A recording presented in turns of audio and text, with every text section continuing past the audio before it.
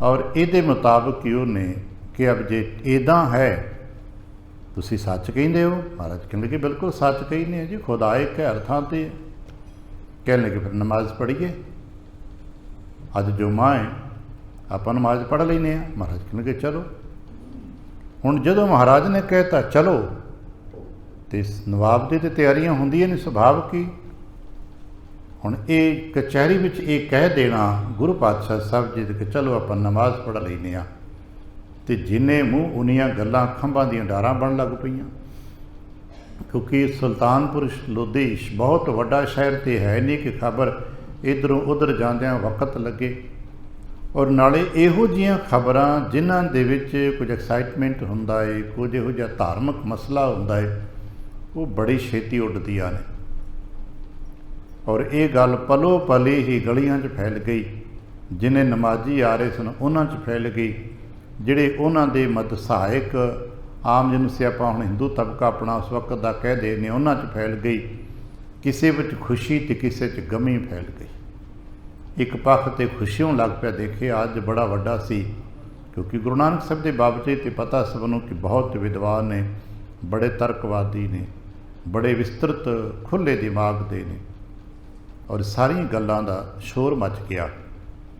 ਮਹਾਰਾਜ ਕਹਿਣ ਲੱਗੇ ਚਲੋ ਕੋਈ ਗੱਲ ਨਹੀਂ, ਆਪਾਂ ਜਿੱਥੇ ਤੁਹਾਨੂੰ ਚੰਗਾ ਲੱਗਦਾ, ਖੁਦਾ ਦੀ ਬੰਦਗੀ ਕਰਨ ਲੱਗੇ ਹੋ, ਜਿੱਥੇ ਤੁਹਾਨੂੰ ਚੰਗਾ ਲੱਗਦਾ ਚੱਲਦੇ ਆ। ਉਹ ਅੱਜ ਇੱਥੋਂ ਅੱਗੇ ਚੱਲਦੇ ਆ। ਮਹਾਰਾਜ ਕਹਿਣ ਲੱਗੇ ਚਲੋ ਖਾਨ ਜਿਹ ਥਾਨ, ਖਾਨ ਸਾਹਿਬ ਚਲੋ, ਉਹ ਥਾਂ ਤੁਹਾਡੀ ਮਰਜ਼ੀ ਦਾ, ਜਿੱਥੇ ਤੁਸੀਂ ਜਾਣਾ। ਜਹਾਂ ਤੁਮ ਮਨ ਮੰਨੈ, ਜਿੱਥੇ ਜਾ ਕੇ ਕਿਸੇ ਬੰਦੇ ਦਾ ਮਨ ਰੱਬ ਦੀ ਬੰਦਗੀ 'ਚ ਮੰਨ ਜੇ ਉਹ ਥਾਂ ਪਵਿੱਤਰ। ਇੱਥੇ ਆਪਾਂ ਜੋ ਆਉਂਦੇ ਹਾਂ ਇਸੇ ਲਈ ਆਉਂਦੇ ਨੇ ਕਿ ਸਾਡਾ ਮਨ ਬੰਦਗੀ 'ਚ ਮੰਨ ਜਾਏ। ਚਲੋ ਸਾਰਾ ਦਿਨ ਨਹੀਂ ਮੰਨਦਾ, ਸਵੇਰੇ ਸ਼ਾਮ ਹੀ ਸਹੀ। ਔਰ ਇਸਲਾਮ ਵੀ ਕਹਿੰਦਾ ਕਿ ਚਲੋ ਸਾਰਾ ਦਿਨ ਤੂੰ ਆਪਣੇ ਕਾਰ ਵਿਹਾਰ ਕਰਦਾ ਹੈ ਅਤੇ 5 ਵਕਤ ਨਮਾਜ਼ ਪੜ੍ਹ, ਤਾਂ ਕਿ ਨਮਾਜ਼ ਪੜ੍ਹਦੇ ਹਾਂ ਉਹ ਜੋ 5-7 ਮਿੰਟ ਤੇਰੇ ਗੁਜ਼ਰਨੇ, ਚਲੋ ਉਹੀ ਤੇਰੇ ਸਵਾਬ ਹੋ ਜਾਏ। ਹੁਣ ਇਹਦਾ ਰੌਲਾ ਪੈ ਗਿਆ। ਮਹਾਰਾਜ ਕਹਿਣ ਲੱਗੇ ਖੋਜੋ ਖੋਜਨ ਜੋਗ ਤਾਂ ਜਾਣਿਓ ਜਾਏ ਹੈ। ਨਵਾਬ ਸਾਹਿਬ ਠੀਕ ਹੈ, ਜਿਹੜੀ ਖੋਜਣ ਵਾਲੀ ਗੱਲ ਹੈ ਕਰਨੀ ਚਾਹੀਦੀ, ਕਰੋ ਤਾਂ ਜਾਣਿਆ ਜਾਏਗਾ ਨਾ। ਜੇ ਖੋਜਾਂਗੇ ਤਾਂ ਇੱਕ ਵਚਨ ਹੈ ਨਾ ਗੁਰੂ ਜੋ ਖੋਜੈ ਸੋ ਪਾਵੈ, ਵੀ ਜੋ ਖੋਜ ਕਰੇਗਾ ਉਸੇ ਨੂੰ ਮਿਲੇਗਾ। ਪਰਮਾਤਮਾ ਦੇ ਬਾਰੇ ਸੋਚਾਂਗੇ, ਗੱਲਬਾਤ ਕਰਾਂਗੇ, ਬੰਦਗੀ ਕਰਾਂਗੇ, ਚਰਚਾ ਕਰਾਂਗੇ, ਸਿਮਰਨ ਕਰਾਂਗੇ, ਤਾਂ ਹੀ ਉਹਦਾ ਕੋਈ ਸਮਝ ਆਏਗੀ ਨਾ। ਚਲੋ ਚੱਲਦੇ ਆ। ਹੋ ਆਨੰਦ ਕੰਦ ਮੁਕੰਦ ਚੱਲੇ ਸੰਗ ਰਾਏ ਹੈ। ਇੰਝ ਗੱਲਾਂ ਬਾਤਾਂ ਕਰਦਿਆਂ ਸੁਖਾਵੇਂ ਜੇ ਮਾਹੌਲ ਦੇ ਵਿੱਚ ਤਿਆਰੀਆਂ ਹੋ ਗਈਆਂ ਵੀ ਚਲੋ ਮਸੀਤ ਵਿੱਚ ਚੱਲ ਕੇ ਆਪਾਂ ਨਮਾਜ਼ ਪੜ੍ਹਾਂਗੇ। ਰੌਰ ਭਰੀ ਪੁਰ ਮਾਹੇ, ਅਤੇ ਨਗਰ 'ਚ ਰੌਲਾ ਪੈ ਗਿਆ। ਜਿੰਨੇ ਕਰਮਚਾਰੀ ਸੀ ਉਹਨਾਂ ਨੇ ਗੱਲ ਉਡਾਤੀ, ਇੱਕ ਨੇ ਦੂਜੇ ਨੂੰ, ਦੂਜੇ ਨੇ ਤੀਜੇ ਨੂੰ। ਅਤੇ ਪੁਰਾਣੇ ਲੋਕ ਮੁਹਾਵਰਾ ਸੀ ਨੂੰ ਗੱਲ ਕਹਿੰਦੇ ਤੂੰ ਤਾਂ ਮੂੰਹੋਂ ਕੱਢ, ਮੈਂ ਤੈਨੂੰ ਪਿੰਡੋਂ ਕੱਢ ਦੂੰ। ਉਹ ਗੱਲ ਨਗਰ 'ਚ ਫੈਲ ਗਈ। ਘਰ ਘਰ ਕਰਤ ਵਿਚਾਰ ਕੋਲਾਹਲ ਨਗਰ ਮੈਂ, ਜਿੱਥੇ 4 ਬੰਦੇ ਬੈਠੇ ਨੇ ਹੁਣ ਇਹੀ ਚਰਚਾ ਹੋ ਰਹੀ ਕਿ ਅੱਜ ਜਿਹੜੀ ਸ਼ਾਮ ਦੀ ਨਮਾਜ਼ ਹੈ ਨਾ, ਉਹ ਨਵਾਬ ਸਾਹਿਬ ਨੇ ਅਤੇ ਨਾਨਕ ਜੀ ਨੇ ਮਸੀਤੇ ਪੜ੍ਹਨੀ ਆ। ਔਰ ਸਾਡੇ ਆਮ ਦਿਲੋਂ ਦਿਮਾਗ 'ਚ ਅੱਜ ਵੀ ਇਹੀ ਗੱਲ ਹੈ ਕਿ ਜੇ ਕੋਈ ਬੰਦਾ ਆਪਣੇ ਸਰਕਲ 'ਚੋਂ ਨਿਕਲ ਕੇ ਦੂਜੇ ਕਿਸੇ ਸਮਾਗਮ 'ਚ ਵੀ ਚਲਾ ਜਾਏ ਤਾਂ ਅਸੀਂ ਉਹਦੇ ਬਾਬਤ ਤਮਾਮ ਪ੍ਰਕਾਰ ਦੀਆਂ ਚੰਗੀਆਂ ਮੰਦੀਆਂ ਜੋ ਮੂੰਹ ਆਉਂਦਾ ਹੈ ਟਿੱਪਣੀਆਂ ਕਰਦੇ ਰਹਿੰਦੇ ਹਾਂ, ਕਮੈਂਟਸ ਕਰਦੇ ਰਹਿੰਦੇ ਹਾਂ। ਅੱਜ ਵੀ ਵੇਖਿਆ ਹੈ ਕੋਈ ਇੱਕ ਵਿਅਕਤੀ ਆਪਣੇ ਸਰਕਲ 'ਚ ਦੂਜੇ ਸਰਕਲ ਦੇ ਕਿਸੇ ਭਾਵੇਂ ਕਿਸੇ ਜਾਤੀ ਖੁਸ਼ੀ ਗਮੀ ਦੇ ਕਾਰਨ ਹੀ ਸਮਾਗਮ ਚਲਾ ਜਾਏ, ਲੋਕ ਉਹਦੇ ਮਗਰ ਪੈ ਜਾਂਦੇ ਨੇ, ਤਮਾਮ ਪ੍ਰਕਾਰ ਦੇ ਕਮੈਂਟਸ ਕਰਦੇ ਨੇ। ਔਰ ਇਹ ਸਦੀਆਂ ਤੋਂ ਚੱਲਦਾ ਹੈ, ਕਿਉਂਕਿ ਧਾਰਮਿਕ ਮੰਡਲ ਬਹੁਤ ਸੰਕੀਰਣ ਹੁੰਦਾ ਹੈ। ਧਾਰਮਿਕ ਮੰਡਲ ਦਾ ਇੱਕ ਪਾਸਾ ਬਹੁਤ ਨੈਰੋ ਮਾਈਂਡ ਹੁੰਦਾ ਹੈ। ਗਿਆਨ ਇਹ ਵੰਡਿਆ ਜਾਂਦਾ ਹੈ ਕਿ ਇੱਥੇ ਖੁੱਲ੍ਹਾ ਮੰਡਲ ਹੈ, ਪਰਮਾਤਮਾ ਸਭ ਦਾ ਸਾਂਝਾ ਹੈ, ਪਰ ਮੰਨਿਆ ਨਹੀਂ ਜਾਂਦਾ। ਇਹ ਧਾਰਮਿਕ ਪੱਖ ਦਾ ਨੈਰੋ ਮਾਈਂਡ ਹੈ। ਅਤੇ ਦੂਜਾ ਪੱਖ ਸਾਡਾ ਧਰਮ ਦਾ ਆਕਾਸ਼ ਜਿੰਨਾ ਵਿਸ਼ਾਲ ਹੁੰਦਾ ਹੈ, ਔਰ ਉਹ ਟਾਵਿਆਂ ਦੇ ਹਿੱਸੇ ਹੁੰਦੇ। ਗੁਰੂ ਕਿਰਪਾ ਕਰਨ ਸਾਨੂੰ ਉਹ ਪਾਸੇ ਵੱਲ ਮੁੱਖ ਹੋਵੇ ਜਿੱਥੇ ਆਕਾਸ਼ ਵਰਗੀ ਵਿਸ਼ਾਲਤਾ ਹੈ, ਜਿੱਥੇ ਸਾਰਿਆਂ ਨੂੰ ਆਪਣੇ ਕੜਾਵੇ 'ਚ ਲੈ ਬੈਠਾ ਹੈ। ਕਦੇ ਆਕਾਸ਼ ਵੱਲ ਵੇਖੀ ਤੇ ਸਹੀ, ਇੰਝ ਲੱਗੇਗਾ ਬਸ 10 ਮੀਲ ਦੀ ਦੂਰੀ ਹੈ, ਧਰਤੀ ਤੇ ਆਕਾਸ਼ ਮਿਲੇ ਕਿ ਮਿਲੇ। ਉੱਤੇ ਚੜ੍ਹ ਕੇ ਦੇਖੇ ਤੇ ਇੰਝ ਲੱਗਦਾ ਛਤਰੀ ਵਾਂਗ ਆਕਾਸ਼ ਨੇ ਸਾਰੀ ਧਰਤੀ ਨੂੰ ਆਪਣੇ ਕੜਾਵੇ 'ਚ ਲਿਆ ਹੋਏ। ਇਹੀ ਹੈ ਉਹਦਾ ਅਸਲ ਸਰੂਪ। ਉਸਨੇ ਚੰਗੇ ਤੇ ਮੰਦੇ, ਨਦੀਆਂ ਤੇ ਨਾਲੇ ਨੂੰ, ਉੱਚੇ ਤੇ ਨੀਵੇਂ ਨੇ, ਗਰੀਬ ਤੇ ਅਮੀਰ ਨੂੰ, ਹਰ ਇੱਕ ਨੂੰ ਆਪਣੇ ਕੜਾ ਵਿੱਚ ਰੱਖਿਆ ਹੋਇਆ। ਇਹੀ ਧਰਮ ਹੈ। ਪਰ ਰੌਲਾ ਪੈ ਗਿਆ।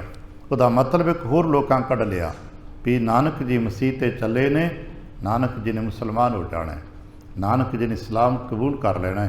ਇਹ ਲੋਕਾਂ ਨੇ ਆਪਣੇ ਕੋਲੋਂ ਗੱਲ ਜੋੜ ਕੇ ਉਡਾ ਦਿੱਤੀ। ਘਰ ਘਰ ਕਰਤ ਵਿਚਾਰ ਕੁਲਾਹਲ ਨਗਰ ਮੈਂ, ਕੁਲਾਹਲ ਜਿਹਨੂੰ ਕਹਿੰਦੇ ਰੌਲਾ ਪੈ ਗਿਆ। ਰੰਗ ਤਨੀ ਬ੍ਰਿਧ ਬਾਲ ਤਰਨ ਦੌਰਤ ਚਲੇ। ਔਰ ਇਹੋ ਜਿਹੇ ਜਦੋਂ ਕੰਮ ਹੁੰਦੇ ਸਨ ਨਾ, ਉਦੋਂ ਉਹ ਨਵਾਬ ਲੋਕ ਜਾਂ ਉਸ ਵਕਤ ਦੇ ਧਾਰਮਿਕ ਕੱਟੜਤਾ ਦੇ, ਖਾਸ ਕਰਕੇ ਕੋਈ ਇਸਲਾਮਿਕ ਬਲ ਸੀ, ਅਤੇ ਇਸਲਾਮਿਕ ਬਲਸ਼ਾਲੀ ਹੋਣ ਦੇ ਨਾਤੇ ਜੇ ਕਿਤੇ ਇਹੋ ਜਿਹਾ ਕੋਈ ਸਬੱਬ ਬਣ ਜੇ ਉਹਨਾਂ ਨੂੰ ਵੀ ਕਿਸੇ ਵੱਡੇ ਬੰਦੇ ਨੇ ਇਸਲਾਮ ਧਾਰਨ ਕਰਨਾ, ਅਤੇ ਉਹ ਉਹਦਾ ਤਮਾਸ਼ਾ ਵੀ ਬਣਾਉਂਦੇ, ਉਹਦੀ ਬਰਾਦਰੀ, ਉਹਦੇ ਲੋਕਾਂ ਨੂੰ ਜਬਰੀ ਇਕੱਠਾ ਕਰਦੇ, ਦੇਖੋ ਜੀ ਤੁਹਾਡੇ ਬੰਦੇ ਨੇ ਸਾਡਾ ਇਸਲਾਮ ਲੈ ਲਿਆ, ਤੁਸੀਂ ਵੀ ਲੈ ਲਓ, ਉਹਨੂੰ ਹਾਈਲਾਈਟ ਕਰਦੇ। ਲੋਕ ਗੁਰੂ ਨਾਨਕ ਜੀ ਦਾ ਪਿਆਰ ਵੀ ਕਰਦੇ ਨੇ। ਹੁਣ ਇਸ ਨੱਠਣ ਵਾਲੇ ਲੋਕਾਂ ਦੇ ਵਿੱਚ 2-3 ਪ੍ਰਕਾਰ ਦੇ ਲੋਕ ਹੁੰਦੇ ਨੇ। ਇੱਕ ਤੇ ਉਹ ਨੇ ਜੋ ਗੁਰੂ ਨਾਨਕ ਸਾਹਿਬ ਨਾਲ ਪਿਆਰ ਕਰਦੇ ਨੇ, ਜਿਨ੍ਹਾਂ ਦੇ ਮਨ ਵਿੱਚ ਗੁਰੂ ਨਾਨਕ ਸਾਹਿਬ ਦੇ ਪ੍ਰਤੀ ਭਾਵ ਹੈ, ਪਿਆਰ ਹੈ, ਉਹ ਵਿਚਾਰੇ ਤੜਪਦੇ ਨੇ ਵੀ ਇਹ ਕੀ ਹੋ ਗਿਆ। ਕੁਝ ਉਹ ਨੇ ਜੋ ਗੁਰੂ ਨਾਨਕ ਸਾਹਿਬ ਜੀ ਦੀ ਗਾਹੇ ਬਗਾਹੇ ਨੁਕਤਾਚੀਨੀ ਕਰਦੇ ਸਨ, ਲੇਕਿਨ ਲੱਗੇ ਲੈ ਨਵਾਂ ਹੀ ਕੰਮ ਚੰਦ ਚਾੜਤਾ ਹੈ। ਅਤੇ ਕੁਝ ਉਹ ਨੇ ਚੱਲ ਦੇਖਦੇ ਕੀ ਹੁੰਦਾ, ਕਿੱਦੇ ਹੁੰਦਾ, ਕਿਵੇਂ ਹੋਏਗਾ। ਲੋਕ ਦੌੜ ਪਏ, ਹੋ ਨਾਨਕ ਹੋਏ ਹੈ ਤੁਰਕ, ਅਤੇ ਗੱਲਾਂ ਕੀ ਕਰਦੇ, ਚਲੋ ਚੱਲਦੀ, ਨਾਨਕ ਤੁਰਕ ਹੋਣ ਲੱਗੇ, ਨਾਨਕ ਇਸਲਾਮ ਕਬੂਲ ਕਰਨ ਲੱਗੇ, ਨਾਨਕ ਮਸੀਹ 'ਤੇ ਚਲੇ ਗਏ। ਬਾਤ ਇਹ ਨਹੀਂ ਭਲੇ, ਹਾਲਾਂਕਿ ਸਿਆਣੇ ਕਹਿੰਦੇ ਨੇ ਚੰਗਾ ਨਹੀਂ ਹੈ, ਕਿਉਂਕਿ ਸਿਆਣੇ ਦੀ ਮੱਤ ਕਹਿੰਦੀ ਵੀ ਨਹੀਂ, ਇਹ ਗੱਲ ਚੰਗੀ ਨਹੀਂ ਹੋਣ ਲੱਗੀ। ਹੋ ਤਰਿਤ ਵਿਪਰੀਤ ਭੀਤ ਚਿੱਤ ਹਿੰਦੂ ਕੋ, ਕਿਉਂਕਿ ਉਦੋਂ ਇਸਲਾਮਿਕ ਮੰਡਲ ਦਾ ਜ਼ੋਰ ਸੀ, ਆਮ ਹਿੰਦੁਆਨੀ ਮਨ ਵਿੱਚ ਭੈ ਸੀ, ਅਤੇ ਸਾਰੇ ਬੋਲ ਨਹੀਂ ਸਕਦੇ, ਪਰ ਕਹਿੰਦੇ ਨੇ ਗਲਤ ਹੋ ਰਿਹਾ ਹੈ। ਨਾਨਕ ਜੀ ਵਰਗਾ ਜ਼ਰਖੇਜ ਮਨੁੱਖ ਜੇ ਇਸਲਾਮ ਕਬੂਲ ਕਰ ਲਏਗਾ, ਅਤੇ ਆਮ ਸਾਡੇ ਵਰਗਿਆਂ ਦਾ ਕੀ ਬਣੇਗਾ। ਅਸੀਂ ਤਾਂ ਗੱਲ ਕਰਨ ਜੋਗੇ ਨਹੀਂ ਰਵਾਂਗੇ, ਇਹ ਤਾਂ ਵਿਪਰੀਤ ਹੋ ਰਿਹਾ, ਮਾੜਾ ਹੋ ਰਿਹਾ ਹੈ। ਇਹੋ ਜਿਹੀ ਗੱਲਾਂ ਹੋਣ ਲੱਗ ਪਈਆਂ। ਜਾਏ ਬਖਾਨ ਨਰਿੰਦ ਕੋ ਕਵਨ ਨਿਵਾਰ ਹੈ। ਹੁਣ ਇੰਨਾ ਵੱਡਾ ਵੀ ਤੇ ਕੋਈ ਨਹੀਂ ਜਾ ਕੇ ਰਾਜੇ ਨਵਾਬ ਨੂੰ ਕਹੇ ਵੀ ਭਾਈ ਨਾ ਇੱਦਾਂ ਨਾ ਕਰੋ। ਲੋਕ ਸਮਝਦੇ ਨੇ ਕਿ ਸ਼ਾਇਦ ਨਵਾਬ ਨੇ ਕਿਸੇ ਕਾਰਨ ਪ੍ਰੈਸ ਕੀਤਾ, ਦਬਾਅ ਪਾਇਆ। ਅਤ ਆਸ਼ਚਰਜ ਕੀ ਬਾਤ ਸੁਨਤ ਚਿੱਤ ਥਰ ਹਰ ਹੈ। ਇਹ ਗੱਲ ਬੜੀ ਆਸ਼ਚਰਜ ਹੈ। ਲੋਕਾਂ ਦਾ ਹਿਰਦਾ ਜਿਹੜੇ ਪਿਆਰ ਵਾਲੇ ਨੇ ਕੰਬਦਾ ਵੀ ਇਹ ਕੀ ਹੋ ਗਿਆ, ਕਿਉਂਕਿ ਸੁਣਿਆ ਸੀ ਵਾਰ-ਵਾਰ, ਅਜੇ ਇਹ ਇਲਾਕਾ ਥੋੜ੍ਹਾ ਜਿਹਾ ਕੱਟੜਤਾ ਅਤੇ ਕਠੋਰਤਾ ਤੋਂ ਬਚਿਆ ਸੀ। ਅਸੀਂ ਜਿੰਨੀਆਂ ਕੁ ਇਤਿਹਾਸ ਨੂੰ ਪੜ੍ਹਿਆ ਵਾਚਿਆ ਹੋਵੇਗਾ, ਆਪਣੇ ਗੁਰੂ ਨਾਨਕ ਪਾਤਸ਼ਾਹ ਸਾਹਿਬ ਜੀ ਦੀ ਦੌਰ ਤੱਕ ਲਾਹੌਰ ਦੇ ਆਲੇ ਦੁਆਲੇ ਦੇ, ਅਤੇ ਖਾਸ ਕਰਕੇ ਨਨਕਾਣਾ ਸਾਹਿਬ, ਸੁਲਤਾਨਪੁਰ ਲੋਧੀ, ਜੋ ਕਿ ਉਦੋਂ ਲੁਧਿਆਣਾ, ਅੰਮ੍ਰਿਤਸਰ ਸਾਹਿਬ, ਗੋਇੰਦਵਾਲ ਸਾਹਿਬ, ਇਹ ਨਗਰ ਨਹੀਂ ਸੀਗੇ। ਜਲੰਧਰ ਸੀਗਾ, ਅੰਮ੍ਰਿਤਸਰ ਨਹੀਂ ਸੀ। ਖਡੂਰ ਸਾਹਿਬ ਇੱਕ ਪਿੰਡ ਦੇ ਰੂਪ ਸੀ। ਗੋਇੰਦਵਾਲ ਸਾਹਿਬ ਨਗਰ ਅਜੇ ਨਹੀਂ ਸੀ। ਅੰਮ੍ਰਿਤਸਰ ਸਾਹਿਬ ਵੀ ਨਹੀਂ ਸੀ। ਲੁਧਿਆਣਾ ਵੀ ਇੰਨਾ ਮਸ਼ਹੂਰ ਨਹੀਂ ਸੀ। ਇਲਾਕਿਆਂ ਦੇ ਵਿੱਚ ਦੂਰ ਦੁਰਾਡੇ ਤੱਕ ਅਜੇ ਇਹਨਾਂ ਕਠੋਰਤਾ ਦਾ ਸਬਬ ਇਸ ਪਾਸੇ ਨਹੀਂ ਸੀ ਸੁਣਿਆ। ਜੇ ਕਠੋਰਤਾ ਦੀ ਗੱਲਾਂ ਸੁਣਦੇ ਪੜ੍ਹਦੇ ਸਾਂ, ਇਹ ਬਾਬਰ ਤੋਂ ਪਹਿਲਾਂ ਦੀਆਂ ਗੱਲਾਂ ਨੇ, ਅਤੇ ਉਹ ਥੋੜ੍ਹਾ ਜਿਹਾ ਦਿੱਲੀ ਤੋਂ ਦੂਜੇ ਪਾਸੇ ਜਾਂ ਲਾਹੌਰ ਤੋਂ ਪਿਛਲੇ ਪਾਸੇ ਵਾਲੇ ਪਾਸੇ ਰੌਲਾ ਰੱਪਾ ਸੀ। ਅਜੇ ਇਹਨਾਂ ਪਾਸਿਆਂ 'ਤੇ ਇਹੋ ਜਿਹਾ ਦੂਰ ਕਠੋਰਤਾ ਦਾ ਨਹੀਂ ਸੀ, ਜੋ ਬਾਅਦ ਵਿੱਚ ਆ ਕੇ ਔਰੰਗਜ਼ੇਬ ਦੇ ਦਰਮਿਆਨ ਚੱਲਿਆ ਹੈ। ਹਾਲਾਂਕਿ ਇਹਦੀ ਸ਼ੁਰੂਆਤ ਸ਼ੁਰੂ ਤੋਂ ਚੱਲਦੀ ਰਹੀ ਹੈ। ਰੌਲਾ ਪੈਣ ਲੱਗ ਪਿਆ, ਗਲਤ ਹੋ ਗਿਆ, ਪਰ ਇਤਨੀ ਤਾਕਤ ਕਿਸੇ ਕੋ ਨਹੀਂ ਹੈ ਕਿ ਜਾ ਕੇ ਨਵਾਬ ਦੌਲਤ ਖਾਨ ਨੂੰ ਕਿ ਕੀ ਕਰਨ ਲੱਗੇ, ਗਲਤ ਹੈ। ਹੋ ਇਹ ਬਿਦ ਆ ਗਏ ਭਈ ਨਾ, ਸਿਆਣੇ ਕਹਿੰਦੇ ਵੀ ਸਾਡੀ ਵਹਿੰਦੇ ਵਹਿੰਦੇ ਉਮਰ ਲੰਘ ਗਈ ਹੈ। ਨਵਾਬ ਦੌਲਤ ਖਾਂ ਇਹੋ ਜਿਹਾ ਹੈ ਤੇ ਨਹੀਂ ਵੀ ਜੋ ਧੱਕਾ ਕਰੇ। ਹੁਣ ਤੱਕ ਤੇ ਇਹਦਾ ਜੋ ਸੁਭਾਅ ਹੈ ਸਾਰਿਆਂ ਲੋਕਾਂ ਦੀ ਸਾਂਝਾ ਰਿਹਾ ਹੈ। ਹੁਣ ਤੱਕ ਇਸ ਨੇ ਕਦੇ ਧੱਕਾ ਨਹੀਂ ਕੀਤਾ, ਪਰ ਅੱਜ ਕੀ ਬਣਿਆ, ਕਿਤੇ ਐਸਾ ਤੇ ਨਹੀਂ ਨਾਨਕ ਆਪੇ ਮੰਨ ਗਏ ਹੁਣ, ਕਿਉਂਕਿ ਦਰਿਆ ਤੋਂ ਜਦੋਂ ਦੇ ਬਾਹਰ ਆਏ ਨੇ ਉਦੋਂ ਦਾ ਇਹ ਕਹੀ ਜਾਂਦੇ ਨੇ ਨਾ ਕੋਈ ਹਿੰਦੂ ਹੈ ਅਤੇ ਨਾ ਮੁਸਲਮਾਨ ਹੈ। ਮਤਾਂ ਇਹਨਾਂ ਨੇ 2 ਵਾਰ ਕਾਜੀ ਗਿਆ, 1 ਵਾਰ ਮੌਲਵੀ ਗਿਆ, 1 ਮੁੱਲਾ ਗਿਆ ਸੀ। ਸ਼ਾਇਦ ਉਹਨਾਂ ਦੀ ਕੋਈ ਮਤਬੁੱਧ ਆ ਗਈ ਹੋਵੇ, ਪਰ ਜੋ ਵੀ ਹੋਣ ਲੱਗਾ ਗਲਤ ਹੁੰਦਾ ਹੈ। ਇੱਦਾਂ ਅਜੇ ਤੱਕ ਕਦੇ ਹੋਇਆ ਨਹੀਂ ਹੈ। ਜਿਹ ਬਿਦ ਅਬ ਕਰ ਹੈ, ਨਵਾਬ ਜਿਸ ਤਰ੍ਹਾਂ ਹੁਣ ਕਰਨ ਲੱਗਾ ਏ, ਇਹ ਠੀਕ ਨਹੀਂ ਹੈ।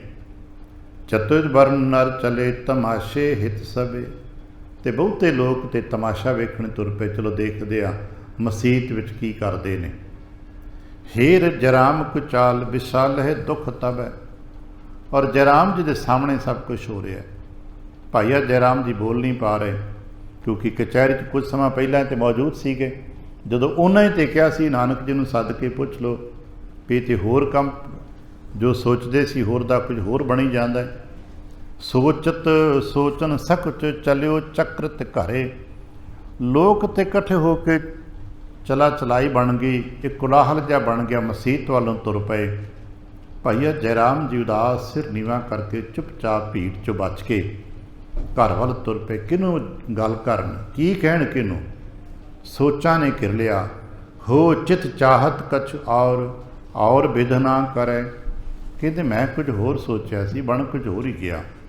ਕੁਝ ਸਾਲਾਂ ਤੱਕ ਤੇ ਠੀਕ ਰਿਹਾ, ਪਰ ਪਿਛਲੇ 3-4 ਮਹੀਨਿਆਂ 'ਚੋਂ ਇਹ ਵਿਧਨਾ ਨਿਕਰਤਾ ਪੁਰਖ ਨੇ ਕੀ ਲੇਖ ਲਿਖੇ ਨੇ, ਕੁਛ ਤਾਂ ਕੁਛ ਹੋਈ ਜਾ ਰਿਹਾ ਜੋ ਸੋਚੇ ਨਹੀਂ ਸੀ ਅਜੇ ਤੱਕ, ਕਦੇ ਸੁਪਨੇ ਵਿੱਚ ਵੀ ਨਹੀਂ ਸੀ ਸੋਚਿਆ ਵੀ ਤਾਂ ਸਾਡੇ ਨਾਲ ਹੋਏਗਾ, ਸਾਡੇ ਘਰ 'ਚ ਨਾ ਖਲਾਰਾ ਪੈ ਜਾਏਗਾ, ਐਸਾ ਸਾਡੇ ਨਾਲ ਕਿਤੇ ਹੋ ਜਾਏਗਾ, ਸੋਚਿਆ ਨਹੀਂ ਸੀ ਪਰ ਹੋ ਰਿਹਾ। ਸੋਚਦੇ ਨੇ ਬਦਤ ਸੁਧਾ ਕੀ ਲਤਾ। ਹੁਣ ਤੱਕ ਤੇ ਘਰ ਇੰਜ ਸੀ ਜਿਵੇਂ ਅੰਮ੍ਰਿਤ ਤੇ ਵੇਲ ਫੁੱਲ ਰਹੀ ਹੈ, ਨਾਨਕ ਦੀ ਕੀਰਤੀ ਹੋ ਰਹੀ ਹੈ, ਘਰ ਸੋਹਣੇ ਦੋ ਬਾਲਕ ਨੇ, ਸੋਹਣਾ ਬਾਗ ਪਰਿਵਾਰ ਹੋ ਗਏ, ਘਰ ਪਰ ਵਪਾਰ ਚੰਗਾ ਚੱਲ ਗਿਆ, ਮਾਤਾ ਪਿਤਾ ਸਹੁਰੇ ਸਾਰੇ ਖੁਸ਼ ਹਨ, ਮਾਨੋ ਅੰਮ੍ਰਿਤ ਦੀ ਲਤਾ ਬਹੁਤ ਸੋਹਣੀ ਪ੍ਰਫੁੱਲਤ ਹੋ ਰਹੀ ਸੀ। ਪਰ ਇਹ ਕੀ ਹੋਇਆ? ਹਲਾ ਹਲ ਫਰਫਰੀ। ਇਹ ਕੀ ਹੋਇਆ? ਹਰੇ ਪੱਤਿਆਂ ਨੂੰ ਕੌੜ ਕਰੇਲੇ ਲੱਗ ਗਏ, ਜ਼ਹਿਰੇ ਫਲ ਲੱਗ ਗਏ। ਇਹ ਸਾਡੇ ਨਾਲ ਬਣਿਆ ਕੀ? ਲਿਖਤ ਕਲਾ ਨਿਦ ਕਲਮ। ਭਈ ਫਿਰ ਕਹਿੰਦੇ ਨੇ ਹੈ ਤੇ ਰੱਬ ਦਾ ਹੁਕਮ, ਮੇਰਾ ਤੇ ਜ਼ੋਰ ਨਹੀਂ ਹੈ। ਤੇ ਅਸੀਂ ਮੰਨਦੇ ਹਾਂ ਕਿ ਸਾਰਾ ਮਰਜ਼ੀ ਵਾਹਿਗੁਰੂ ਦੀ ਹੈ, ਬੇਸ਼ੱਕ ਉਦੋਂ ਸ਼ਬਦ ਵਾਹਿਗੁਰੂ ਜੀ ਨਹੀਂ ਵਰਤਦੇ, ਵੀ ਇਹ ਤੇ ਹੈ ਵਿਧਾਤਾ ਦਾ ਹੁਕਮ, ਵਿਧਾਤਾ ਦੇ ਲਿਖੇ ਲੇਖਾਂ ਵਿੱਚ ਮੈਂ ਕੀ ਕਰ ਸਕਦਾ। ਪਰ ਵਿਧੁੰਤਕ ਲਿਖਹਾਰੀ। ਪਰ ਇਹ ਲਿਖਿਆ ਕੀ ਹੈ? ਇਹ ਰੱਬ ਨੇ ਮੇਰੇ ਨਾਲ ਲਿਖਿਆ ਕੀ ਹੈ? ਮੈਂ ਤੇ ਹੁਣ ਤੱਕ ਚੰਗਾ ਹੀ ਕਰਦਾ ਆਇਆ, ਭਲੇ ਵਾਸਤੇ ਕੰਮ ਕਰਦਾ ਆਇਆ, ਪਰ ਸਾਰੀ ਬਦਨਾਮੀ ਮੇਰੇ ਸਿਰ ਆਣ ਪੈਣੀ ਆ। ਦਰਬ ਦੇਨ ਕੋ ਖਾਨ ਹਕਾਰਿਓ ਨਰ ਪਠੇ। ਗੱਲ ਤੇ ਸਿਰਫ ਇੰਨੀ ਕੁ ਹੋਈ ਸੀ ਵੀ ਉਹ 500-760 ਰੁਪਈਏ ਨੇ, ਉਹਨਾਂ ਦਾ ਕੀ ਕਰਨਾ ਹੈ। ਗੱਲ ਤੇ ਇੱਥੋਂ ਚੱਲੀ ਸੀ। ਹੋ ਬਹੁਰ ਨਿਵਾਜ ਕਰਾਏ ਵਿਦ ਭਈ ਆਪੂ ਠਟੇ। ਤੇ ਇਹ ਤੇ ਵਿਦ ਉਲਟੀ ਬਣ ਗਈ। ਸੋਚਿਆ ਕੁਛ ਹੋਰ ਸੀ, ਬਣ ਕੁਛ ਹੋਰ ਗਿਆ। ਤੇ ਸੋਚਣ ਤੋਂ ਪਾਰ ਦੀਆਂ ਗੱਲਾਂ ਨੇ। ਚਤੁਰ ਦਿਸ਼ਾ ਤੇ ਜਕੈ ਥਕਤ ਚਿਤ ਹੋਇਰਾ। 4 ਸਫੇਰੇ ਉਦਾਸ ਹੈ, ਕਿਹਨਾਂ ਗੱਲ ਕਰੇ। ਜਿਹੜੇ ਜਾਣ ਪਹਿਚਾਣ ਦੇ ਸਿਆਣੇ ਨੇ ਉਹ ਵੀ ਕਹਿੰਦੇ ਜੈਰਾਮ ਇਹ ਕੀ ਹੋਇਆ, ਜੈਰਾਮ ਚੰਗਾ ਨਹੀਂ ਹੋਇਆ, ਤੂੰ ਬੋਲਿਆ ਨਹੀਂ, ਤੂੰ ਸਮਝਾਇਆ ਨਹੀਂ। ਤਮਾਮ ਪ੍ਰਕਾਰ ਦੀਆਂ ਗੱਲਾਂ ਭਾਈਆ ਜੈਰਾਮ ਜੀ ਦੇ ਆਲੇ ਦੁਆਲੇ ਘੁੰਮ ਰਹੀਆਂ ਨੇ। ਤੇ ਭਾਈਆ ਜੈਰਾਮ ਚੁੱਪਚਾਪ ਸਿਰ ਨੀਵਾਂ ਜਾ ਕਰਕੇ ਆਪਣੇ ਘਰ ਵੱਲ ਆ ਗਏ ਵੀ ਮੈਂ ਕੀ ਕਵਾਂ। ਕਾਲੂ ਕਹੇ ਹੋਂ ਕਾਹੇ। ਅਜੇ ਤੇ ਪਤਾ ਨਹੀਂ, ਨਨਕਾਣਾ ਸਾਹਿਬ ਨੂੰ ਆਪਾਂ ਹੁਣ ਕਹਿੰਦੇ ਹਾਂ, ਤਲਵੰਡੀ ਖਬਰ ਨਹੀਂ ਗਈ। ਪਿਤਾ ਜੀ ਨੇ ਜੋ ਭਾਈ ਜੈਰਾਮ ਸੋਹਰਾ ਸਾਹਿਬ ਗੁਰੂ ਨਾਨਕ ਪਾਤਸ਼ਾਹ ਪਿਤਾ ਜੀ ਮਹਿਤਾ ਕਾਲੂ ਜੀ ਕਲਿਆਣਦਾਸ ਜੀ, ਵੀ ਜਦੋਂ ਪਿਤਾ ਜੀ ਪੁੱਛਣਗੇ ਮੈਂ ਕੀ ਜਵਾਬ ਦਿਆਂਗਾ ਕਿ ਮੂਲ ਕਹਿ ਕਹਾਂ। ਭਾਈ ਮੂਲਾ ਤੇ ਹੁਣੇ ਹੀ ਬੋਲੀ ਜਾਂਦਾ ਉੱਚੀ ਉੱਚੀ। ਇਹ ਨਹੀਂ ਕਹਿਣਾ ਦੇਖੋ ਜੀ ਮੈਂ ਤੇ ਸੱਚ ਕਹਿੰਦਾ ਸਾਂ, ਇਹ ਤੇ ਕਲੇਸ਼ ਵੱਧ ਜਾਣਾ। ਨਾਨਕ ਜਨਨੀ ਬੂਝੈ ਉੱਤਰ ਦੇਵ ਕੋ। ਤੇ ਜਦੋਂ ਨਾਨਕ ਜੀ ਦੀ ਮਾਤਾ ਜੀ ਨੇ ਪੁੱਛਿਆ ਤੇ ਮੈਂ ਤੇ ਨਜ਼ਰਾਂ ਨਹੀਂ ਮਿਲਾ ਪਾਵਾਂਗਾ, ਮੈਂ ਕੀ ਉੱਤਰ ਦਿਆਂਗਾ ਮਾਤਾ ਨੂੰ ਕਿ ਮਾਤਾ ਮੈਂ ਤੇ ਲੈ ਗਿਆ ਸਾਂ ਸਿਰ ਬਸਿਰ ਆਪਣੇ ਵੀ ਚਲੋ ਉੱਥੇ ਚੰਗਾ ਕਾਰ ਵਿਹਾਰ ਬਣ ਜਾਏਗਾ। ਕਾਰ ਵਿਹਾਰ ਵੀ ਚੰਗਾ ਚੱਲ ਪਿਆ। ਔਰ ਇਹ ਨਹੀਂ ਕਿ 1-2 ਦਿਨ ਦੀ ਗੱਲ ਹੈ। ਨਾਨਕ ਜੀ ਨੂੰ ਆਏ ਇੱਥੇ ਆਇਆ ਹੋਇਆਂ ਨੂੰ ਵੀ ਕਾਫੀ ਸਮਾਂ ਹੋ ਗਿਆ ਹੈ। ਇੱਥੇ ਆ ਕੇ ਵਿਆਹ ਹੋਇਆ, 2 ਬਾਲਕ ਘਰ ਹੋਏ ਨੇ, 10 ਸਾਲ 11 ਸਾਲ ਦਾ ਸਮਾਂ ਗੁਜ਼ਰ ਗਿਆ ਹੈ। ਇਹ ਪਿਛਲੇ 10-12 ਸਾਲ ਬੜੇ ਸੁੱਖ ਨਾਲ ਗੁਜ਼ਰੇ ਨੇ, ਪਰ ਪਤਾ ਨਹੀਂ ਕੀ ਹੁਣ ਆ ਕੇ ਬਣ ਗਈ ਹੈ। ਮੁਰ ਪਰ ਧਰ ਹੈ ਖਾਉਰ ਨਾ ਜਾਣ ਹੈ ਭੇਵ ਕੋ। ਸਾਰਿਆਂ ਨੇ ਮੇਰੇ ਤੇ ਗੁੱਸਾ ਕਰਨਾ ਹੈ, ਮੈਨੂੰ ਉਲਾਮਾ ਆਉਣਾ ਹੈ, ਪਰ ਅਸਲੀ ਭੇਤ ਕਿਸੇ ਨਹੀਂ ਬੁੱਝਣਾ ਵੀ ਮੈਨੂੰ ਖੁਦ ਨਹੀਂ ਪਤਾ, ਮੈਨੂੰ ਤੇ ਕਿਸੇ ਪੁੱਛਿਆ ਵੀ ਨਹੀਂ, ਮੈਨੂੰ ਤੇ ਕੋਈ ਦੱਸਿਆ ਵੀ ਨਹੀਂ। ਹੋ ਤੇ ਨਾਨਕ ਜੀ ਦੀ ਮਰਜ਼ੀ ਰਹੀ ਹੈ, ਪਰ ਸਾਰੇ ਵਡੇਰਿਆਂ ਨੇ ਮੇਰੇ ਤੇ ਗੁੱਸਾ ਕਰਨਾ ਹੈ। ਲੱਜਤ ਚੀਤ ਨਿਕੇਤ ਬਰਿਓ ਦੁਰਬੈਸਿਓ। ਹੁਣ ਇਸ ਤਰ੍ਹਾਂ ਜਿਵੇਂ ਅੱਜ ਕੱਲ੍ਹ ਆਪਾਂ ਕਹਿੰਦੇ ਟੈਨਸ਼ਨ 'ਚ ਟੈਨਸ਼ਨ 'ਚ ਭਰੇ ਹੋਏ, ਕਿਸ ਨੂੰ ਕੀ ਜਵਾਬ ਦੇਣ, ਕੀ ਗੱਲਬਾਤ ਕਰਨ, ਭੀੜ 'ਚੋਂ ਚੁੱਪਚਾਪ ਨਿਕਲੇ, ਸਿਰ ਨੀਵਾਂ ਜਾ ਕਰਕੇ ਮੂੰਹ ਲੁਕਾ ਕੇ ਘਰ ਆ ਗਏ ਅਤੇ ਚੁੱਪਚਾਪ ਘਰ ਆ ਕੇ ਬਹਿ ਗਏ। ਹੁਣ ਘਰ ਵੀ ਕਿਸੇ ਨਾਲ ਗੱਲਬਾਤ ਨਹੀਂ ਕੀਤੀ। ਬੈਸਿਓ ਗਰੀਬ ਨੀਵ ਕਰ ਮਸ਼ਤ ਸੋਚ ਤਨ ਜੈਸਿਓ। ਹੁਣ ਜਦੋਂ ਬੰਦਾ ਹੈ ਥੱਕਿਆ ਟੁੱਟਿਆ ਹਾਰਿਆ ਹੋਇਆ, ਚਾਰ ਸਫੇਦ ਤੋਂ ਹਾਰ ਜਿਹਾ ਹੈ, ਅਤੇ ਕੀ ਕਰੇ, ਕਰਕੇ ਨਾ ਗੱਲ ਕਰੇਗਾ। ਅੱਜ ਵੀ ਅਸੀਂ ਵੇਖਿਆ ਜਦੋਂ ਕਿਤੇ ਐਸੀ ਸਿਚੁਏਸ਼ਨ ਕਿਸੇ ਮਨੁੱਖ ਨਾਲ ਬਣਦੀ ਤਾਂ ਕੀ ਕਰਦਾ ਹੈ, ਆਪਣੇ ਕਮਰੇ 'ਚ ਆ ਕੇ ਇਕੱਲਾ ਹਨੇਰੇ ਜਿਹੇ 'ਚ ਬਹਿ ਜਾਂਦਾ ਹੈ, ਇਕਾਂਤ 'ਚ ਬੰਦਾ। ਅਤੇ ਜੋ ਕੋਈ ਆਏ ਤਾਂ ਕਹਿੰਦਾ ਮੈਨੂੰ ਬੁਲਾਓ ਨਾ, ਮੈਨੂੰ ਇਕੱਲਿਆ ਰਹਿਣ ਦਿਓ। ਇਕੱਲੇ ਬੈਠੇ ਨੇ, ਧਰਨ ਖਨਤ ਚਖ ਨੀਰ ਭਰੇ ਭਰੇ ਆ ਬਈ, ਅਤੇ ਇੰਨੇ ਉਦਾਸ ਨੇ ਕਿ ਮੰਜੇ 'ਤੇ ਵੀ ਨਹੀਂ ਬੈਠੇ, ਆ ਕੇ ਭੁੰਜੇ ਬੈਠ ਗਏ ਨੇ, ਥੱਕੇ ਟੁੱਟੇ ਨੇ। ਅਤੇ ਪੁਰਾਣਾ ਮਨੁੱਖਾਂ ਦਾ ਇੱਕ ਸੁਫਿਤਰਤ ਰਹੀ ਹੈ, ਜਦੋਂ ਬੜਾ ਗਮ ਹੋਵੇ, ਉਦਾਸ ਹੋਣ 'ਤੇ ਜ਼ਮੀਨ 'ਤੇ ਬਹਿ ਜਾਂਦੇ ਸਨ। ਸ਼ਾਇਦ ਇਹੀ ਪੁਰਾਣਾ ਰਿਵਾਜ ਅਜੇ ਤੱਕ ਚੱਲਦਾ ਆਇਆ ਕਿ ਜਦੋਂ ਸਾਡੇ ਘਰਾਂ 'ਚ ਕੋਈ ਗਮ ਵਰਤਦਾ ਹੈ ਅਤੇ ਅਸੀਂ ਉਦੋਂ ਜ਼ਮੀਨਾਂ 'ਤੇ ਬੈਠਦੇ ਹਾਂ। ਪੰਜਿਆਂ 'ਤੇ ਨਹੀਂ ਬੈਠੇ, ਕਿਸੇ ਮੋਢੇ 'ਤੇ ਨਹੀਂ ਬੈਠੇ, ਜ਼ਮੀਨ 'ਤੇ ਬਹਿ ਗਏ ਨੇ ਅਤੇ ਜ਼ਮੀਨ ਕੁਰੇਦਰੇ ਨੇ। ਇਹ ਜ਼ਮੀਨ 'ਤੇ ਲਕੀਰਾਂ ਖਿੱਚਣਾ ਇੱਕ ਪੁਰਾਣੇ ਪੰਜਾਬੀ ਫਿਤਰਤ ਦਾ ਅੰਗ ਰਿਹਾ। ਜਿਹੜੀ ਸਾਈਕੋਲੋਜੀ ਪੜ੍ਹਦੇ ਨੂੰ ਪਤਾ ਹੈ ਕਿ ਪੰਜਾਬੀ ਸੁਭਾਅ ਦਾ ਇੱਕ ਹਿੱਸਾ ਹੈ ਕਿ ਮਨੁੱਖ ਜਦੋਂ ਉਦਾਸ ਬੈਠਦਾ ਜ਼ਮੀਨ ਕੁਰੇਦਦਾ ਰਹਿੰਦਾ, ਇਹ ਵਿਹਲਾ ਨਹੀਂ ਬੈਠਦਾ। ਉਦੋਂ ਜ਼ਮੀਨ 'ਤੇ ਲਕੀਰਾਂ ਖਿੱਚਦਾ, ਤੀਲੇ ਲੈ ਕੇ ਹੱਥ, ਜੋ ਕੁਝ ਹੋਏਗਾ ਇਹ ਜ਼ਮੀਨ ਕੁਰੇਦੇਗਾ। ਜਦੋਂ ਇਹਨਾਂ ਨੂੰ ਵੇਖਿਆ ਇਸ ਤਰ੍ਹਾਂ ਉਦਾਸ ਨੇ, ਨੇਤਰ ਬੰਦ, ਸਿਰ ਸੁੱਟਿਆ, ਜ਼ਮੀਨ 'ਤੇ ਕੁਝ ਲਕੀਰਾਂ ਜੇ ਕੱਢੀ ਜਾਂਦੇ ਨੇ। ਹੋ ਕਰਨਾ ਮੂਰਤ ਧਰੀ ਮਨੋਂ ਪਛਤਾਵਈ। ਸਿਆਣੇ ਸਨ ਬਸ ਭੁੱਬਾ ਮਾਰ ਕੇ ਰੋਏ ਹੀ ਨਹੀਂ, ਕਿਉਂਕਿ ਸਿਆਣੇ ਰੋਂਦੇ ਚੰਗੇ ਨਹੀਂ ਲੱਗਦੇ, ਪਰ ਬਾਕੀ ਕੁਛ ਨਹੀਂ ਰਿਹਾ। ਲਖਿਓ ਨਾਨਕੀ ਤਿਸੈ ਤੁੰਡ ਮੁਰਝਾਇਆ। ਵੇਖਿਆ ਵੀ ਰਵਾਂ ਰਵੀ ਆਏ ਨੇ, ਅੰਦਰ ਵੜ ਗਏ ਨੇ, ਨਹੀਂ ਤੇ ਘਰੋਂ ਦਿਆਂ ਰੌਣਕ ਹੁੰਦੀ, ਗੱਲਬਾਤ ਹੁੰਦੀ। ਮਤ ਬੇਬੇ ਨਾਨਕੀ ਜੀ ਨੇ ਵੇਖਿਆ ਕਿ ਭਾਈਆ ਜੀ ਚੁੱਪਚਾਪ ਆਏ, ਬਿਲਕੁਲ ਉਦਾਸ ਬੈਠੇ। ਤੁੰਡ ਕਹਿੰਦੇ ਨੇ ਮੂੰਹ, ਆਪਣਾ ਬ੍ਰਜ ਦਾ ਸ਼ਬਦ ਹੈ ਤੁੰਡ, ਆਪਾਂ ਪੰਜਾਬੀ 'ਚ ਇੱਕ ਚਿਹਰਾ। ਵੇਖਿਆ ਚਿਹਰਾ ਉਰਝਾਇਆ, ਹਵਾਈਆਂ ਉੱਡੀਆਂ ਪਈਆਂ। ਜਲ ਬਿਨ ਤੋਰੀ ਨਾਲ ਕਮਲ ਮੁਰਝਾਇਆ। ਜਿਵੇਂ ਕਿਸੇ ਨੇ ਕਮਲ ਫੁੱਲ ਦੀ ਜਿਹੜੀ ਨਾਲ ਹੁੰਦੀ ਉਹ ਕੱਟ ਦਿੱਤੀ ਹੋਵੇ ਅਤੇ ਪਾਣੀ ਤੋਂ ਬਾਹਰ ਸਿੱਟਿਆ ਹੋਇਆ ਕਮਲ ਜਿਵੇਂ ਮੁਰਝਾਇਆ ਹੁੰਦਾ ਹੈ, ਇਹ ਹਾਲਤ ਭਾਈ ਅਜੈ ਰਾਮ ਦੀ ਹੈ। ਚਿਤ ਚਕ੍ਰਿਤ ਅਤ ਚਿੰਤ ਕਹੋ ਕਸ ਭੀਤ ਤੁਮੇ। ਬੇਬੇ ਜੀ ਕੋਲ ਆ ਕੇ ਬਹਿਣ ਲੱਗੇ, ਕੀ ਹੋਇਆ ਜੇ? ਚੰਗੇ ਭਲੇ ਨਵਾਬ ਨੇ ਬੁਲਾਇਆ ਸੀ, ਗਏ ਤੇ ਖੁਸ਼ ਸੀਗੇ। ਨਵਾਬ ਦੀ ਕਿਚਰ 'ਚ ਅੱਜ ਐਸਾ ਕੀ ਹੋ ਗਿਆ ਹੈ ਕਿ ਤੁਸੀਂ ਇੰਝ ਆਏ ਹੋ ਕਿ ਜਿਵੇਂ ਤੁਹਾਡੇ 'ਚ ਸਾਹ ਸਾਥੀ ਕੋਈ ਨਹੀਂ, ਚਕ੍ਰਿਤ ਹੋਏ ਪਏ ਹੋ, ਡੌਰ ਭਰੇ ਹੋਏ ਪਏ ਹੋ, ਤੁਹਾਨੂੰ ਤਾਂ ਆਪਣੀ ਵੀ ਹੋਸ਼ ਨਹੀਂ ਵੀ ਤੁਸੀਂ ਬਹਿਣਾ ਮੰਜੇ 'ਤੇ ਭੁੰਨੇ ਬੈਠੇ ਹੋ। ਹੋਇਆ ਕੀ ਹੈ? ਹੋ ਸ਼ੋਕ ਸਿੰਧ ਮਹਿ ਮਗਨ ਬਤਾਵੋ ਨਿਜ ਗਮੈ। ਕੀ ਗਮ ਐਸਾ ਵਰਤ ਗਿਆ ਹੈ, ਕੀ ਭਾਣਾ ਵਰਤ ਗਿਆ ਜੇ? ਕਿਤੇ ਆਪਣੇ ਦਿਲ ਦੀ ਗੱਲ ਮੈਨੂੰ ਵੀ ਦੱਸੋ। ਜਦੋਂ ਬੇਬੇ ਨਾਨਕੀ ਜੀ ਨੇ ਕੋਲ ਆ ਕੇ ਸਨੇਹ ਨਾ ਪੁੱਛਿਆ, ਉਚਰੇ ਬਚਨ ਜਮਰ ਜਰਾਮ ਅਕੀਰਤ ਜਹ ਤਹਾਂ। ਭਾਈਆ ਜੈਰਾਮ ਕਹਿੰਦੇ ਕੀ ਦੱਸਾਂ, ਬੜੀ ਬਦਨਾਮੀ ਹੋਈ ਅੱਜ। ਅਕੀਰਤ ਕਹਿੰਦੇ ਨੇ ਬਦਨਾਮੀ, ਅੱਜ ਬਹੁਤ ਬਦਨਾਮੀ ਹੋ ਗਈ, ਜੋ ਕਦੇ ਸੋਚਿਆ ਵੀ ਨਹੀਂ ਸੀ ਅੱਜ ਉਹ ਹੋ ਚੱਲਿਆ। ਮੈਂ ਤੇ ਕਿਸੇ ਨੂੰ ਮੂੰਹ ਦਿਖਾਉਣ ਜੋਗਾ ਨਹੀਂ ਰਿਹਾ। ਨਿਰਪਖਾਨ ਧਰਮ ਰੀਤ ਵਿਪਰੀਤ ਚਿੰਤ ਚਿਤ ਮੋਹਿ ਮਹਾ। ਅੱਜ ਜੋ ਹੋ ਗਿਆ ਨਾ ਉਹ ਧਰਮ ਦੇ ਵਿਪਰੀਤ ਹੋਇਆ।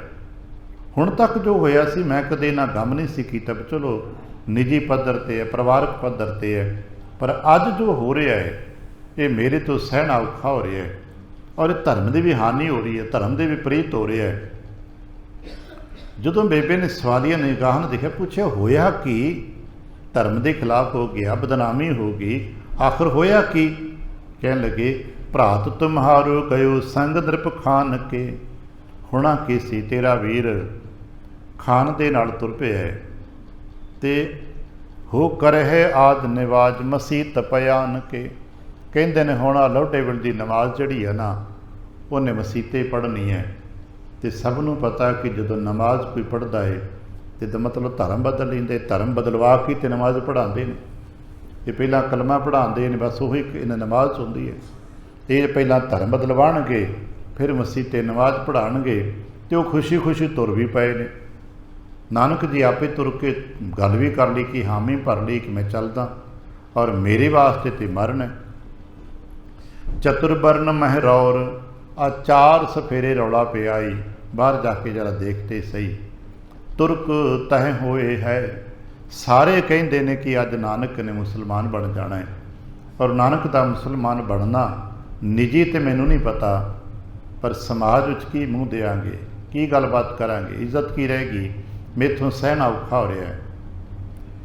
गयो खान चल आप, तो फिर वो कोई जबरदस्ती नहीं की उन्होंने, नवाब ने कोई धक्का नहीं किया, कोई जोर नहीं लाया, मेरे सामने गलबात की तो आपे तुर पे ने।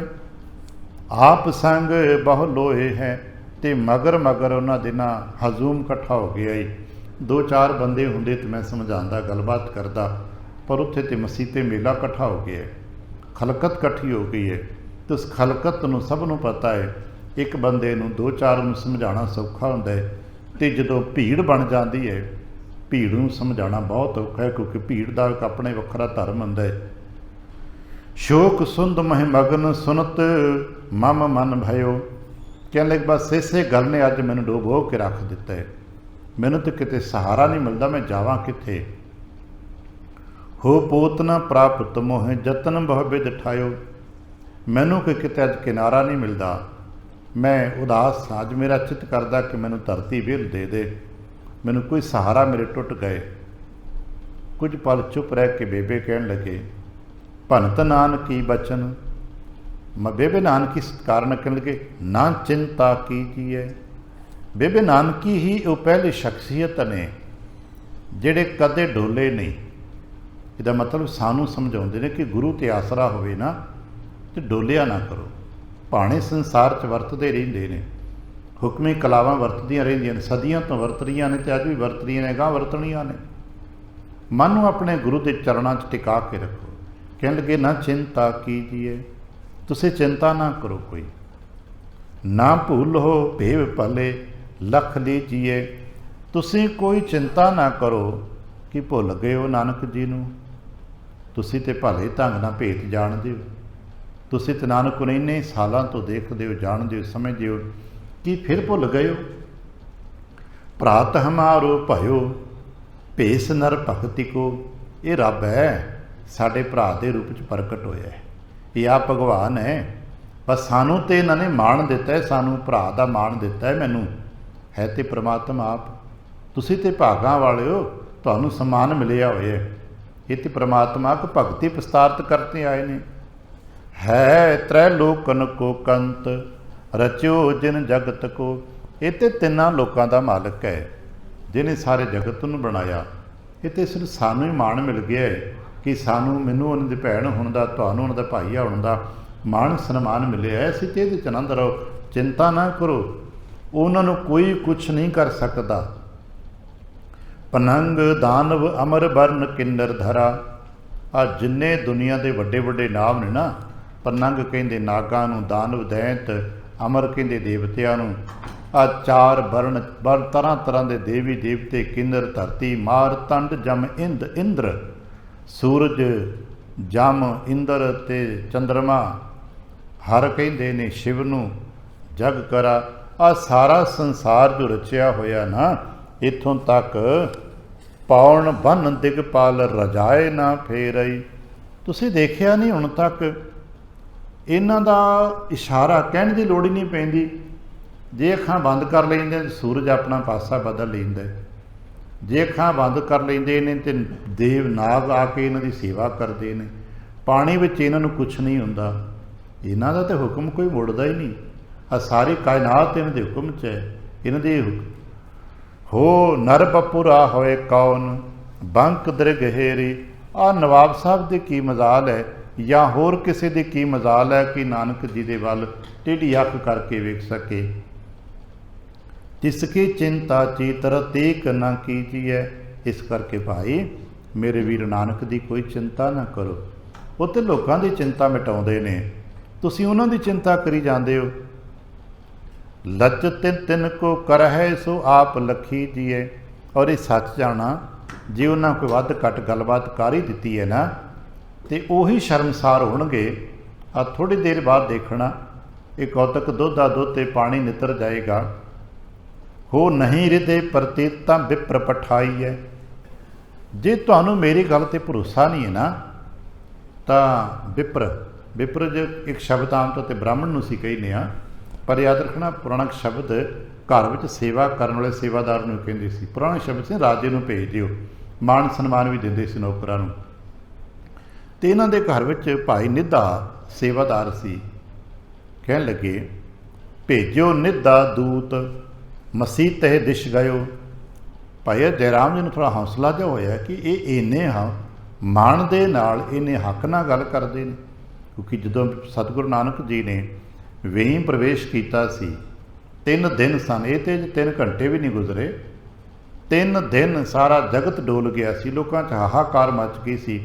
ਅਤੇ ਉਦੋਂ ਵੀ ਬੇਬੇ ਨਾਨਕੀ ਹੀ ਸੀ ਤੇ ਸ਼ਾਂਤ ਚਿੱਤ ਅਡੋਲ ਬੈਠੇ ਰਹੇ ਸਨ। ਕਹਿਣ ਲੱਗੇ ਵੀ ਨਹੀਂ ਕੋਈ ਗੱਲ ਨਹੀਂ, ਚਿੰਤਾ ਨਾ ਕਰੋ। ਬਲਕਿ ਜਿੱਦਣ ਬਹੁਤਾ ਮਨ ਪਰੇਸ਼ਾਨ ਸੀ ਸਾਰੇ ਪਰਿਵਾਰ ਦਾ, ਨਗਰ 'ਚ ਦੂਸਰਾ ਦਿਨ ਗੁਜ਼ਰ ਗਿਆ ਅਤੇ ਬੇਬੇ ਨੇ ਕਹਿ ਤਾ ਸੀ ਚਿੰਤਾ ਨਾ ਕਰੋ, ਕੱਲ੍ਹ ਸਵੇਰੇ ਤੁਹਾਨੂੰ ਨਾਨਕ ਜੀ ਮਿਲਣਗੇ। ਅਤੇ ਕੱਲ੍ਹ ਸਵੇਰੇ ਅਗਲੇ ਦਿਨ ਤੀਜੇ ਦਿਨ ਨਾਨਕ ਜੀ ਨੇ ਸਭ ਨੂੰ ਦਰਸ਼ਨ ਵੀ ਦਿੱਤੇ। ਉਸ ਤੋਂ ਬਾਅਦ ਨਾਨਕ ਜੀ ਵਰਤ ਰਹੇ ਨੇ। ਹੁਣ ਇਹਨਾਂ ਦੀ ਇਸ ਯਕੀਨਨ ਗੱਲ 'ਤੇ ਇਹਨਾਂ ਨੇ ਨਿੱਧੇ ਨੂੰ ਭੇਜਿਆ ਵੀ ਜਾ ਤੂੰ, ਮੈਂ ਤੇ ਨਹੀਂ ਜਾਣਦਾ, ਕਿਉਂਕਿ ਮੈਨੂੰ ਤੇ ਗੱਲ ਫਿਰ ਲੋਕਾਂ ਦੇ ਤਮਾਮ ਗੱਲਾਂ ਦਾ, ਤਮਾਮ ਸਵਾਲਾਂ ਦਾ ਮੈਨੂੰ ਜਵਾਬ ਦੇਣਾ ਪੈਣਾ, ਅਤੇ ਤੂੰ ਭੀੜ ਵਿੱਚ ਵੜ ਜਾ, ਦੇਖ ਉੱਥੇ ਜਾ ਕੇ ਹੁੰਦਾ ਕੀ ਹੈ। ਭੂਰ ਭੀੜ ਪਰ ਰਹੀ ਸਥਾਨ ਨਾ ਤਹਿ ਰਹਿਓ। ਨਿੱਧਾ ਨੇ ਜਾ ਕੇ ਦੇਖਿਆ ਮਸੀਤ ਵਿੱਚ ਤੇ ਤਿਲ ਛੁੱਟਣ ਥਾਂ ਨਹੀਂ, ਆਲੇ ਦੁਆਲੇ ਅੰਦਰ ਮੋਮਨ ਭਰੇ ਨੇ, ਬਾਹਰ ਨਗਰ ਦੇ ਤਮਾਸ਼ਬੀਨ ਕੰਧਾਂ 'ਤੇ ਚੜ੍ਹੇ ਨੇ।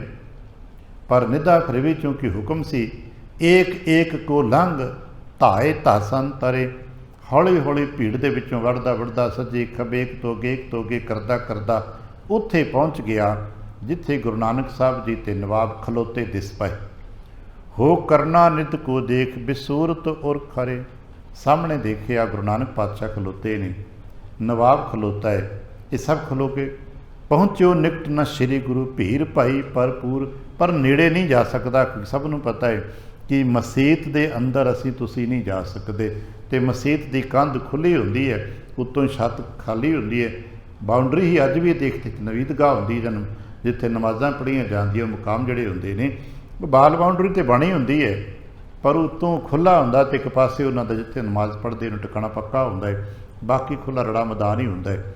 ਪਰ ਉਹਦੇ ਹੱਦ ਜੋ ਬਣੀ ਹੁੰਦੀ ਉਹਦੇ ਅੰਦਰ ਗੈਰ ਇਸਲਾਮ ਦਾ ਪ੍ਰਵੇਸ਼ ਕਰਨਾ ਮੁਸ਼ਕਲ ਹੈ, ਮਨਾ ਹੈ। ਬਲਕਿ ਬੈਨ ਅੱਜ ਵੀ ਸਿਰਫ ਅੰਦਰ ਉਸੇ ਨੂੰ ਲਿਜਾਂਦੇ ਨੇ ਜਿਹਨੂੰ ਉਹ ਮੁਸਲਮਾਨ ਬਣਾ ਰਹੇ ਹੁੰਦੇ ਨੇ, ਜਾਂ ਇਸਲਾਮ ਦੇ ਜੀ ਹੀ ਅੰਦਰ ਜਾਂਦੇ ਨੇ। ਇਹ ਨਿੱਧਾ ਅੰਦਰ ਤੇ ਨਹੀਂ ਜਾ ਸਕੇ, ਪਰ ਦੂਰੋਂ ਦੇਖਣ ਲੱਗ ਪਏ ਕਿ ਉਹ ਸਾਹਮਣੇ ਖੜੇ ਨਜ਼ਰ ਆਉਂਦੇ ਨੇ। ਅੰਦਰ ਦੇਖਦਾ ਹੈ ਹੋ ਸਭਾ ਆਪਨੀ ਸਹਿਤ ਜਿਬੈਸ ਵਿਸ਼ਾਲ ਸੋ। ਉੱਥੇ ਦੇਖਿਆ ਨਵਾਬ, ਅਤੇ ਨਵਾਬ ਦੇ ਨਾਲ ਨਵਾਬ ਦੇ ਸਾਰੇ ਅਹਿਲਕਾਰ ਸਭਾਸਦ ਜਿਹੜੇ ਚੰਗੇ ਸੀ ਸਾਰੇ।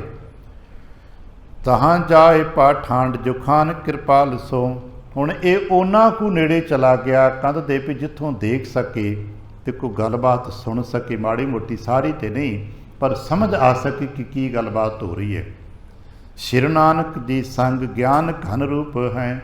ਇਹਨੇ ਵੇਖਿਆ ਕਿ ਗੁਰੂ ਨਾਨਕ ਪਾਤਸ਼ਾਹ ਉਸੇ ਤਰ੍ਹਾਂ ਜਿਸ ਤਰ੍ਹਾਂ ਹਮੇਸ਼ਾ ਆਪਣੇ ਆਨੰਦਮਈ ਮੂਰਤ ਵਿੱਚ ਬਿਲਕੁਲ ਸਾਵਧਾਨ ਟਿਕੇ ਹੁੰਦੇ ਨੇ, ਚਿਹਰੇ 'ਤੇ ਕਿਸੇ ਪ੍ਰਕਾਰ ਦਾ ਕੋਈ ਗਮ ਖੌਫ ਨਹੀਂ, ਉਤਰਾ ਟਿਕਸੇ ਨੇ। ਵਿਕਸਿਓ ਕਮਲ ਵਿਸ਼ਾਲ ਸੁਬਦਨ ਅਨੂਪ ਹੈ। ਇਸੇ ਤਰ੍ਹਾਂ ਜਿਵੇਂ ਖਿੜਿਆ ਹੋਇਆ ਕਮਲ ਹੁੰਦਾ ਹੈ, ਗੁਰੂ ਨਾਨਕ ਪਾਤਸ਼ਾਹ ਸਾਹਿਬ ਜੀ ਇਸੇ ਤਰ੍ਹਾਂ ਖਿੜੇ ਹੋਏ ਕਮਲ ਵਾਂਗ ਮਸੀਤ ਵਿੱਚ ਖੜੇ ਨੇ। ਹਰਖ ਸ਼ੋਕ ਜਿਨ ਨਹੀਂ ਆਨੰਦ ਹੈ ਏਕ ਰਸ। ਕੋਈ ਹਰਖ ਨਹੀਂ, ਕੋਈ ਸ਼ੋਕ ਨਹੀਂ, ਕੋਈ ਚਿੰਤਾ ਗਮ ਗੁਰੂ ਨਾਨਕ ਪਾਤਸ਼ਾਹ ਸਾਹਿਬ ਦੇ ਚਿਹਰੇ 'ਤੇ ਨਹੀਂ ਵਰਤ ਰਹੀ। ਸ਼ਾਂਤ ਚਿੱਤ ਖੜੇ ਨੇ। ਹੋ ਠਾਂਡੇ ਨਿਰਪ ਕੇ ਨਿਕਟ ਬਤਾਵਨ ਸੁਮਗ ਤਿਸ। ਦਰਅਸਲ ਗੁਰੂ ਨਾਨਕ ਜੀ ਉੱਥੇ ਖੜੇ ਇਸ ਕਰਕੇ ਨੇ ਕਿ ਉਹਨਾਂ ਨੇ ਉਸ ਨੂੰ ਆਪਣੇ ਵਕਤ ਦੇ ਰਾਜੇ ਨੂੰ, ਜੋ ਨਵਾਬ ਦੌਲਤ ਖਾਨ ਹੈ, ਉਸ ਨੂੰ ਸਹੀ ਮਾਰਗ ਦਰਸ਼ਨ ਕਰਾ ਦੇਣਾ। ਹਿੰਦੂ ਕੋਈ ਨਾ ਕਹਿ ਸਕੇ ਤੁਰਕਨ ਤੇਜ ਵਿਸ਼ਾਲ। ਕਿਉਂਕਿ ਉੱਥੇ ਕੋਈ ਹਿੰਦੂ ਬੋਲ ਨਹੀਂ ਸਕਦਾ, ਤੁਰਕਾਂ ਦਾ ਰਾਜ ਹੈ, ਉਹਨਾਂ ਦਾ ਬਲ ਜ਼ਿਆਦਾ ਹੈ। ਪਰਮੇਸ਼ਰ ਪਤ ਰਾਖੈ ਸਿਮਰਹਿ ਦੀਨ ਦਿਆਲ। ਜਿਤਨੇ ਭਲੇ ਪੁਰਖ ਨੇ ਜਿਹੜੇ ਮਸੀਹ ਦੇ ਆਲੇ ਦੁਆਲੇ ਖੜੇ ਨੇ, ਜਿਹੜੇ ਦੇਖ ਵੀ ਨਹੀਂ ਪਾ ਰਹੇ ਜਾਂ ਦੇਖ ਰਹੇ ਨੇ, ਪਰ ਬੋਲ ਤੇ ਨਹੀਂ ਸਕਦੇ ਨੇ, ਕਿਉਂਕਿ ਆਖਰ ਰਾਜ ਤੁਰਕਾਂ ਦਾ ਹੈ। ਪਰ ਇੱਕ ਬੇਨਤੀਆਂ ਕਰਦੇ ਨੇ, ਹੁਣ ਤੇ ਰੱਬ ਹੀ ਰੱਖ ਆਏ, ਹੁਣ ਤੇ ਪਰਮੇਸ਼ਰ ਹੀ ਸਾਡੇ ਧਰਮ ਦੀ ਇੱਜ਼ਤ ਰੱਖੇਗਾ। ਸਭ ਅਰਦਾਸਾਂ ਤੇ ਬੇਨਤੀਆਂ ਕਰਦੇ ਨੇ। ਇਹਨਾਂ ਕਰਦਿਆਂ ਦੇਖਦੇ ਨੇ ਕਿ ਕਾਜੀ ਵੀ ਆ ਜਾਂਦੇ ਤੇ ਨਮਾਜ਼ ਦੀ ਰੰਭਤ ਆਉਂਦੀ। ਅੱਜ ਇੱਥੇ ਗੱਲ ਰੋਕਦੇ ਕਿ ਫਿਰ ਕੱਲ੍ਹ ਦੀ ਗੱਲ ਆਰੰਭ ਕਰਾਂਗੇ ਤੇ ਸਮੇਂ ਦੇ ਨਾਲ ਫਿਰ ਪੂਰੀ ਨਹੀਂ ਹੋਣੀ। ਗੁਰੂ ਕਿਰਪਾ ਕਰਨ ਕੱਲ੍ਹ ਤੋਂ ਆਰੰਭ ਕਰਾਂਗੇ ਕਿ ਨਮਾਜ਼ ਆਰੰਭ ਕਰਦੇ ਨੇ ਤੇ ਨਮਾਜ਼ ਦੇ ਵਕਤ ਕਿਵੇਂ ਸਟੈਪ ਆਉਂਦੇ ਨੇ ਤੇ ਮਹਾਰਾਜ ਕਿਵੇਂ ਗੁਰੂ ਪਾਤਸ਼ਾਹ ਸਾਹਿਬ ਜੀ ਉਹਨਾਂ ਦੇ ਨਾਲ ਗੱਲਾਂ ਬਾਤਾਂ ਕਰਦੇ ਨੇ। ਭੁੱਲ ਚੁੱਕ ਦੀ ਖਿਮਾ, ਆਸੀਸ ਅਤੇ ਪਿਆਰ ਤੇ ਫਤਿਹ ਬੁਲਾਵਣਾ ਜੀ। ਵਾਹਿਗੁਰੂ ਜੀ ਕਾ ਖਾਲਸਾ, ਵਾਹਿਗੁਰੂ ਜੀ ਕੀ ਫਤਿਹ।